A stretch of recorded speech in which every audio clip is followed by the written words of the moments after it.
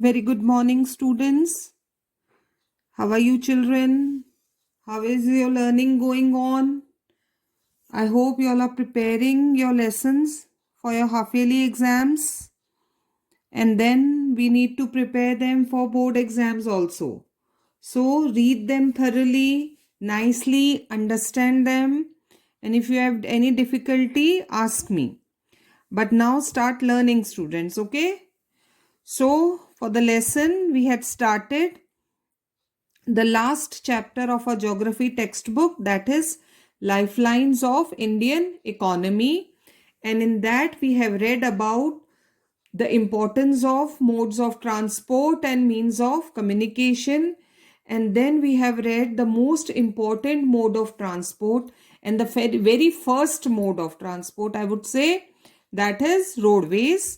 Importance of roadways समझी थी, over railways, various types of roads that we have, golden quadrilateral, national highways, state highways, border roads, ये सब हमने हमारे last lesson में पढ़ा था. Today we will begin with the second mode of transport, that is railways. Importance बहुत है railways की. So let's find out railways in India.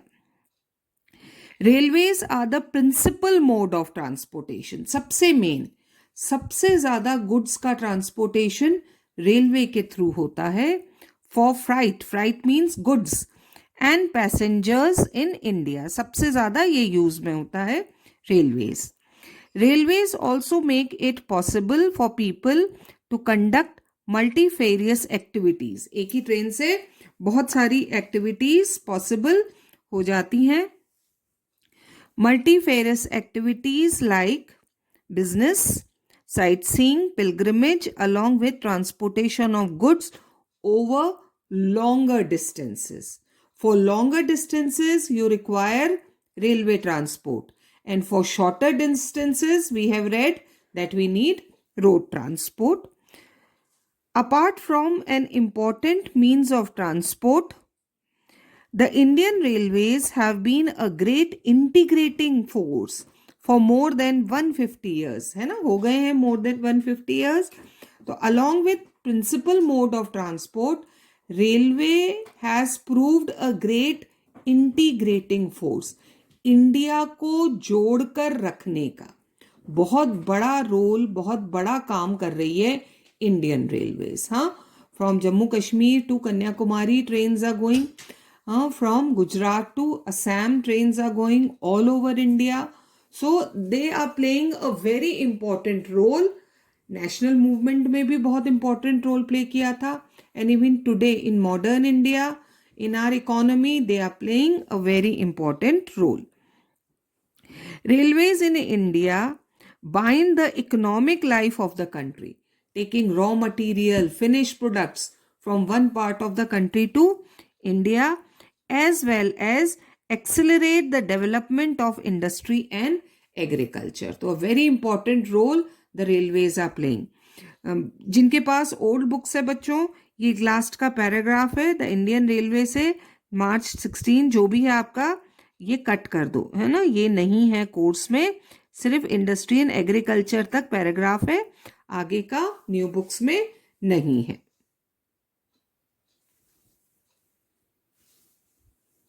The Indian Railway is now reorganized into 16 zones. Underline कर लो इसको. How many zones? 16 zones है. आज modern railways के अलग अलग एरियाज में ये डिवाइडेड है. The distribution pattern of the railway network in the country has been largely influenced by physiographic, economic and administrative factors. कहाँ कैसे रेलवेज कंस्ट्रक्ट किए गए हैं, कितनी ट्रेन्स रन करती हैं, ये सब डिपेंड करता है फिजियोग्राफिक, उसकी जो एरिया है, वहाँ का टेरेन जिस तरह का है, इकोनॉमिक लाइफ कैसी है, और एडमिनिस्ट्रेटिव फैक्टर्स. तो कहीं बहुत डेंस नेटवर्क ऑफ रेलवेज है. And if we move on higher mountains, जैसा हमने रोडवेज के कंपैरिजन में पढ़ा था, रेलवे नेटवर्क कम होता जाता है.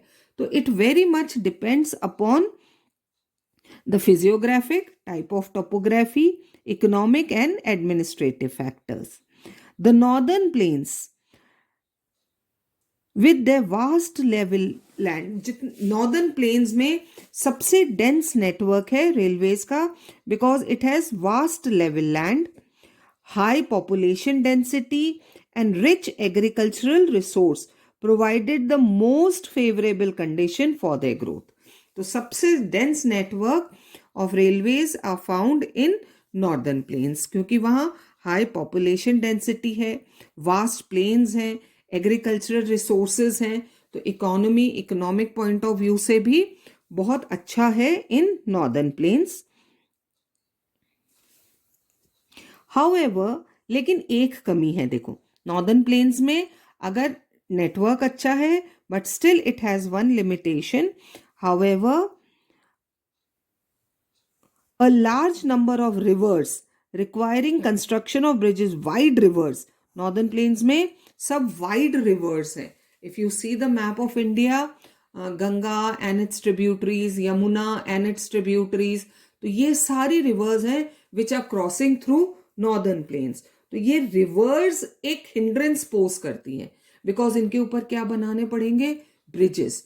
Wide beds हैं, बहुत चौड़ी नदियां हैं, तो ब्रिजेस बनाने में भी टाइम लगता है, तो ये एक हिंड्रेंस है. A large number of rivers requiring construction of bridges across their wide beds posed some obstacles.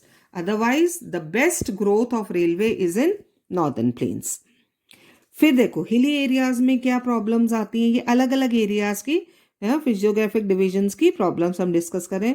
Northern plains का तो हमने पढ़ा, large number of rivers. Then in hilly terrains of the peninsula region, वो South India जो है हमारा, railway tracks are laid through the low hills. वहां भी हिल्स हैं, Western Ghats and Eastern Ghats. Gaps और टनल्स, वहां जो हिल्स हैं उनके बीच में जो गैप होता है, वहां पर या फिर माउंटेन्स में टनल्स बनाई गई हैं to construct railways. The Himalayan mountain regions too are unfavourable. Height बहुत ज्यादा है, तो it's very difficult. Unfavourable for the construction of railway lines due to high relief. एक तो माउंटेन्स बहुत हाई हैं तो हाइट बहुत है. Sparse population, very few, less population, तो वो ट्रैवल करने के लिए नहीं मिलते हैं passengers. And lack of economic opportunities, industries नहीं है, एग्रीकल्चर नहीं है हिमालयाज पर, तो इकोनॉमिक ग्रोथ भी कम है वहां की. Likewise it was difficult to re railway lines on the sandy plains of western Rajasthan, swamps of Gujarat, forested tracts of Madhya Pradesh, Chhattisgarh, Orissa and Jharkhand. यहां भी रेलवे लाइन ले करने में दिक्कत आई. वाई? सी, फर्स्ट हमने क्या पढ़ा था? Sandy plain of western Rajasthan, sand है, सैंड ड्यून्स है ना, और the whole region is covered with sand. तो वो क्या होती है, हवा चलती है और sand dunes they move from one place to another, तो वो रेलवे ट्रैक पर आ जाते हैं.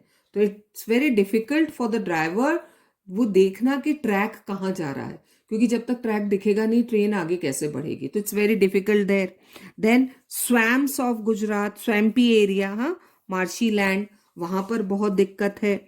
Forested tracts of Madhya Pradesh, dense forest, very dense forest, तो उसके बीच में रेलवे लाइन ले करना पॉसिबल नहीं है. The contiguous stretch of Sahyadri could be crossed only through gaps or passes. ये हिल्स हैं साउथ में, तो इनको भी गैप या पास, जो घाट्स हम कहते हैं, तो वहां रेलवे ट्रैक ले करना बहुत डिफिकल्ट है. In recent times the development of the Konkan railway. Can you tell me children which part is Konkan? Konkan कौन सा पार्ट है? यस, मुंबई गोवा के पास वाला कोस्टल प्लेन्स है ना, वेस्टर्न कोस्टल प्लेन्स, जो सबसे टॉप पार्ट है that is Konkan, then Kannada and then Malabar. तो कोंकण पार्ट कहाँ पर है?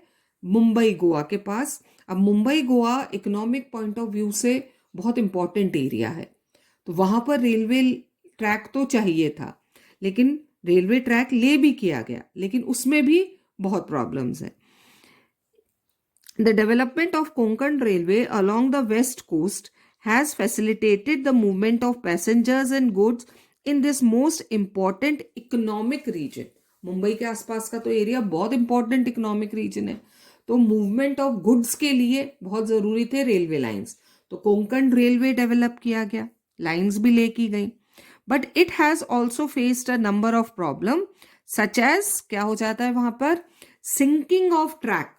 हैवी रेनफॉल एरिया है वो, तो क्या होता है वहां पर, sinking of track in some stretches and landslides. ये बहुत कॉमन फीचर है कोंकण रेलवे का. वेरी हाई रेनफॉल और उसकी वजह से ट्रैक्स भी पानी में डूब जाते हैं. तो वही डेजर्ट ऑफ राजस्थान जैसे, जब तक ड्राइवर को ट्रैक दिखेगा नहीं, how is going to take the train forward. तो क्योंकि वो बिल्कुल डूब जाते हैं, और वहां तो ये इलेक्ट्रिक रेलवे है, तो उसमें और भी डर रहता है. लैंडस्लाइड्स हो जाते हैं, हाई माउंटेन्स हैं दोनों तरफ और बीच में से ट्रैक निकल रहा है, लैंडस्लाइड होता है. तो these are the obstacles that the Konkan Railway is facing.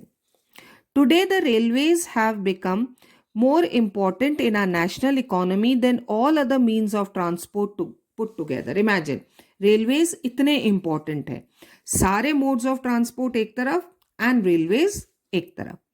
However, rail transport suffers from certain problems as well. Problems भी हैं, अगर important mode है तो it is facing some problems also.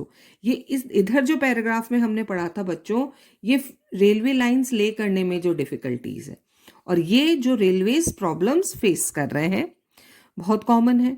Many passengers travel without ticket, ये तो India की बहुत पुरानी और कॉमन प्रॉब्लम है. Thefts and damaging of railway property has not yet stopped completely. हाँ, कितना ही हम डेवलप कर लें, ट्रेन्स कितनी ही अच्छी बना लें, बट इंडियंस आदत से मजबूर हैं. हाँ, चोरी कर लेते हैं, तोड़ फोड़ कर देते हैं ट्रेन्स में. पीपल स्टॉप द ट्रेन्स, है ना, पुलिंग ऑफ चेन बहुत कॉमन है unnecessarily, and this causes heavy damage to the railway. Think over it, how can we help our railway to run as per the scheduled time. और इसीलिए trains late होती है, chain pulling. इतनी लंबी train fast जा रही है, suddenly somebody pulled the chain in any compartment. Chain means emergency brake. इतनी बड़ी ट्रेन रुक गई, फिर उसको रीस्टार्ट करना है, तो कैसे टाइम से रन करेगी. तो that's why most of our trains are running late. और भी कारण हो सकते हैं, but still railway is facing all these problem. Next mode of transport is pipelines. अब पाइपलाइंस लिक्विड जो भी हो सकता है, बहुत कॉमन है वाटर. आपके घर पे भी आ रही है पाइपलाइन जिसके थ्रू वाटर सप्लाई है, लेकिन इकोनॉमिक पॉइंट ऑफ व्यू से पाइपलाइंस क्या है, let's find out. Pipeline transport network is a new arrival on the transportation map of India. कोई बहुत पुराना मोड नहीं है, रोडवेज रेलवेज बहुत पुराने हैं, लेकिन पाइपलाइंस के through transportation few years back start हुआ है. In the past they were used to transport water to cities and industries. सिर्फ एक ही यूज था इनका, transportation of supplying of water. Now these are used for transporting crude oil, वो जा रहा है pipelines के through, petroleum products and natural gas from oil and natural gas fields to refineries, then fertilizer factories and big thermal power plants. Crude oil and petroleum, natural gas, they are also being transported. Solids can also be transported through a pipeline when converted into slurry. उसे liquid में convert करके pipeline के through भेजा जा सकता है. The far inland locations of refineries. Starting में refinery सिर्फ कहाँ होती थी, oil and natural gas fields के पास, क्योंकि उन्हें ट्रांसपोर्ट करना बहुत डेंजरस होता था.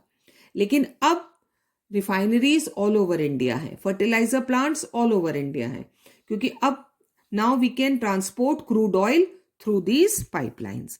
Like Baruni, Mathura, Panipat and gas-based fertilizer plants could be thought of only because of pipelines. अब बहुत easy हो गया है pipelines के through liquid supply करना. Initial cost of laying pipeline is high. ये हमारी सीमेंट की जैसे पानी की पाइपलाइन आ रही है ना, ऐसी पाइपलाइंस नहीं है. Very high quality fibre pipelines, हाँ, जिन्हें डैमेज करना आसान नहीं होता है. तो इनिशियल कॉस्ट बहुत ज़्यादा है. पाइपलाइन डालने की जो कॉस्ट है बिछा सके ना, पाइप बिछाना, वो बहुत महंगा पड़ता है. But once a pipeline is laid, फिर उसके बाद उसकी मेंटेनेंस कॉस्ट बहुत कम है. Initial cost of laying pipelines is high, but subsequent running costs are minimal, वो बहुत कम है. It rules out transshipment losses और डिलेज. वो जो टैंकर के थ्रू क्रूड ऑयल भेजना या गैस भेजना, और वो आग लग जाती थी टैंकर्स में, पलट जाते थे, तेल बिखर जाता था, जो भी लॉसेस होते थे वो अब खत्म हो गए हैं, because now oil is being transported through pipelines. There are three important network of pipeline transportation in the country. You need to learn starting point and end point. At least इतना तो याद करो. ये 3 marks का question आ जाता है कई बार. 3 major pipelines. First is from oil field in Upper Assam. हमारी इंडिया की सबसे पुरानी ऑयल फील्ड कहाँ पर है? असम में. वहां से पाइपलाइन बिछाई गई है टू कानपुर, उत्तर प्रदेश, वाया कहाँ से निकल रही है देखो, Guwahati, Baruni and Allahabad. It has branches from Baruni to Haldia via Rajband, Rajband to Morigram and Guwahati to Siliguri. This is first oil pipeline. The second pipeline is from Salaya in Gujarat to Jalandhar in Punjab through Viramgaon, Mathura, Delhi and Sonipat. It has branches to connect Koyali near Vadodara in Gujarat, Chaksu and other places. So this is second pipeline. And the third gas pipeline from Hazira in Gujarat connects Jagdishpur in Uttar Pradesh via Vijaypur in Madhya Pradesh. ये longest pipeline है हमारी. It has branches to Kota in Rajasthan, Shahjahanpur, Babrala and other places in Uttar Pradesh. So this is pipeline transportation. Earlier it was used for only water purpose, supply of water, but now crude oil, gas is being supplied through pipelines.